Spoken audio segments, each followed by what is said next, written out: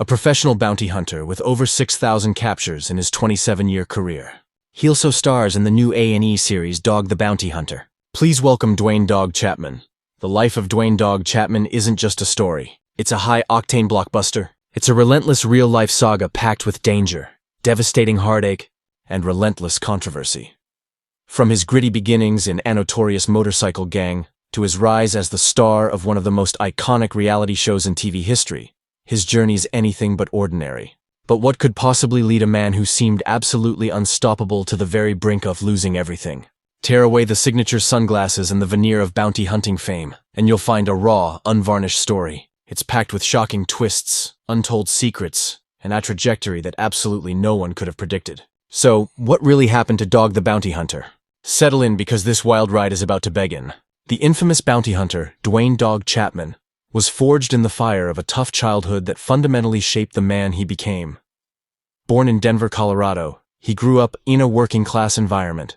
His father, a strict and often abusive man who went from Navy welder to bail bondsman, cast a long shadow. His mother, a Sunday school teacher, desperately tried to counter the darkness by instilling strong spiritual values in her children. Looking back, Dog initially described his early years as pretty normal. It was only later he realized just how truly difficult it had been. His father had a vicious temper and habitually hit him, a behavior Dog tragically normalized at the time. He even recalled a specific paddle his dad used, one that left him bruised and in constant pain. That same father, nicknamed Flash for his boxing prowess, taught a young Duane how to fight, believing it would toughen him up. But what the boy truly craved wasn't toughness. It was his father's love and approval. That desperate yearning led to rebellion. At the age of 16, Duane bolted, leaving home to join a motorcycle gang called the Devil's Disciples. It was a radical departure from the religious church-going upbringing he'd had with his preacher mother. Though he never embraced the fire and brimstone style, he fiercely defended his faith.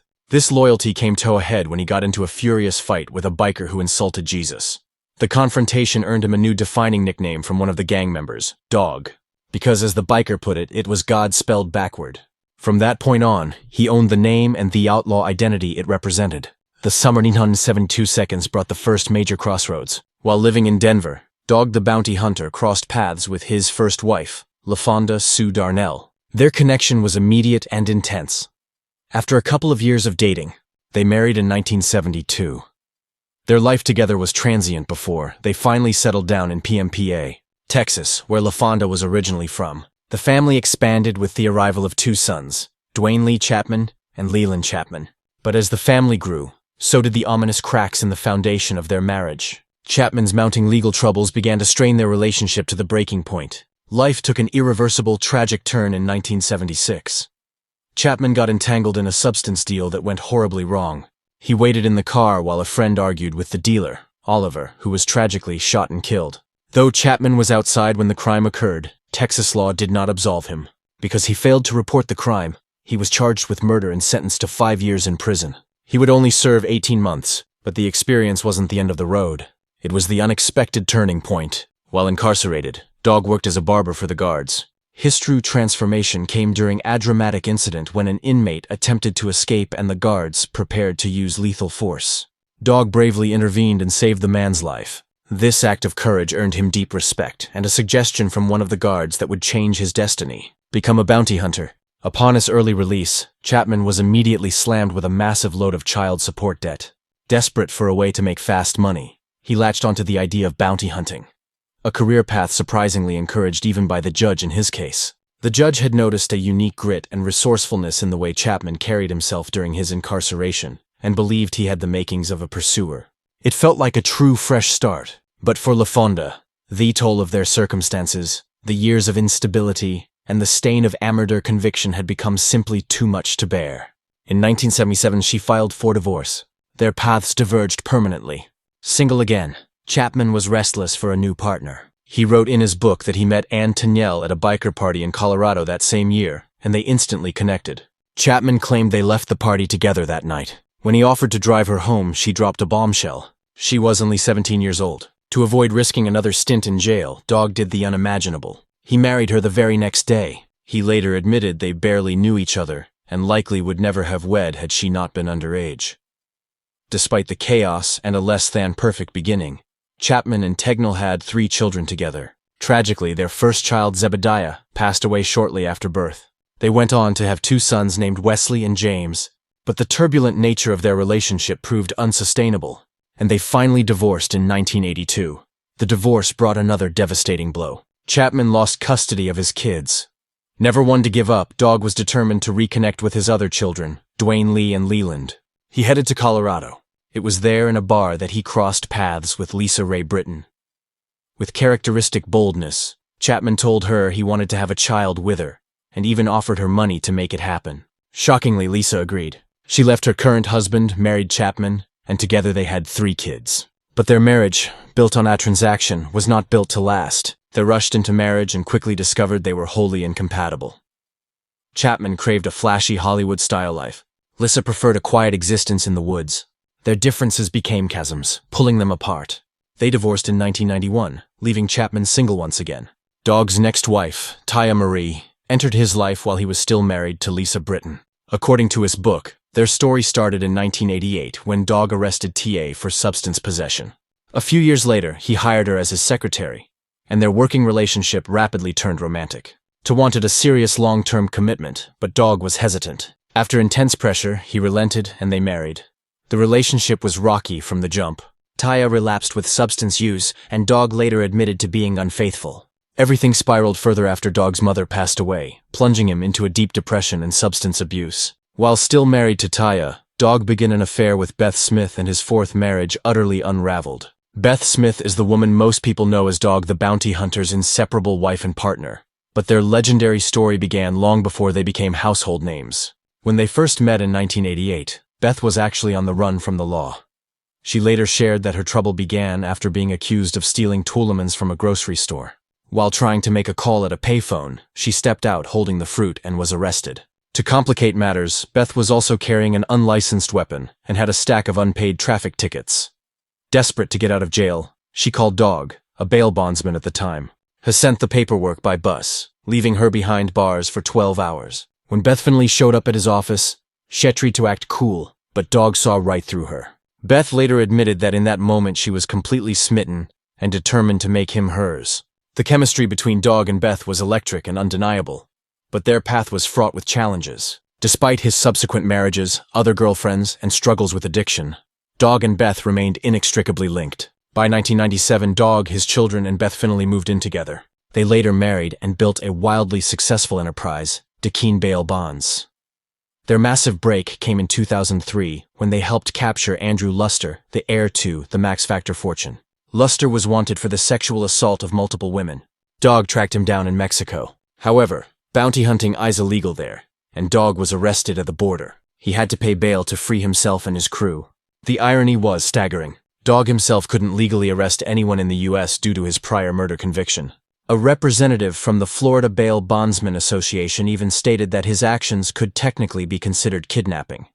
Despite the legal firestorm, the capture catapulted Dog into the public eye. In 2004, Dog the Bounty Hunter premiered on A&E, and audiences were instantly hooked. For nearly a decade, viewers followed Dog as he hunted fugitives and navigated high-stakes situations. His wild mullet, ever-present sunglasses, and larger-than-life personality became his iconic signature. Dog later explained that his appearance was deliberately curated to intimidate fugitives. Beth often emphasized that their show was more than just chasing criminals. At its core, it was about helping people and giving second chances. The show became a monster hit, but Dog's fiery personality, which made him a star, also brought him immense trouble. In 2007, Dog faced a furious backlash when a private phone call between him and his son was leaked. During the conversation, Dog used a racial slur and voiced his concern that its public release could absolutely ruin his career. The recording was published by the National Enquirer, and their response was swift and brutal. A&E immediately put the show on hold and break. Dog and Beth returned, but this time, the spotlight was focused on something far more personal and heartbreaking. In 2017, Beth was diagnosed with throat cancer. She shared the news with fans in a deeply emotional letter, vowing to fight with everything she had. Following surgery to remove a tumor, there was a moment of profound hope. By November, Beth was declared cancer-free, and it seemed the worst was finally behind them. But their relief was tragically short-lived. Just 1 year later, Beth underwent another surgery and received the devastating news. The cancer had returned, this time spreading to her lungs. Despite the grim prognosis, Beth refused to surrender. By late 2018, she spoke about the battle as just another challenge in her life, determined to keep pushing forward. On the 26th of June 2019, Beth passed away. Duane shared the news, saying she had gone to heaven and was deeply loved. In her final moments, Beth didn't want to look at him. Dog believed it was because she knew he was losing hope, and she needed him to stay strong. He tried desperately to keep her spirits up, always telling her she would be okay, even though deep down he questioned why people say that when they know the undeniable truth. The weight of her loss was almost unbearable, and his grief was palpable. In the end, Beth told Dog to let her go. He struggled agonizingly to accept it, unable to imagine a life without her. But before he could respond, she took her final quiet breath. Beth's death struck Dog the bounty hunter harder than anyone could have possibly imagined. In an emotional interview with Dr. Oz, he opened up about the darkest moment of his grief, revealing how he couldn't stop crying, and even considered taking a handful of pills. Mercifully, he didn't go through with it, but it revealed just how deeply he was struggling. On top of his emotional agony, Dog was also facing serious financial troubles. He shared with the Toronto Star that Beth's extensive medical bills and the cost of supporting their large family had completely drained his finances. He was even on the brink of losing his home because he couldn't keep up with their mortgage payments. It was a crushing time, and losing Beth only made everything feel heavier. A few months after her passing, Dog started experiencing chest pains and trouble breathing. At first, he brushed it off, thinking it was just heartbreak, his heart literally feeling broken. He told Fox 31 Denver that he believed it was all in his head. But when the symptoms stubbornly persisted, he finally sought medical help. Like many men his age, Dog had a tendency to ignore health problems. Beth had always been the one to push him to take care of himself, and without her, he wasn't prioritizing his well-being. Thankfully, Dr. Oz stepped in and convinced him to undergo important tests.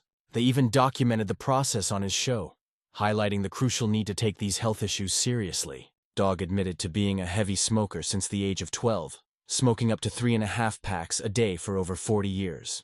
Despite this, doctors found that his heart was surprisingly healthy. But there was a major issue, a blood clot in his lungs, a condition known as a pulmonary embolism.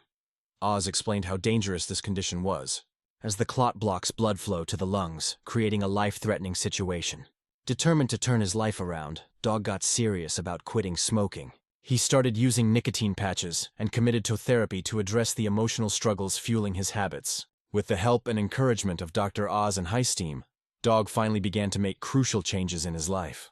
After overcoming these formidable challenges, Dog the Bounty Hunter landed a new show, Dog's Most Wanted, on WGN. Dog the Bounty Hunter had built his reputation on taking down some of the country's most dangerous criminals.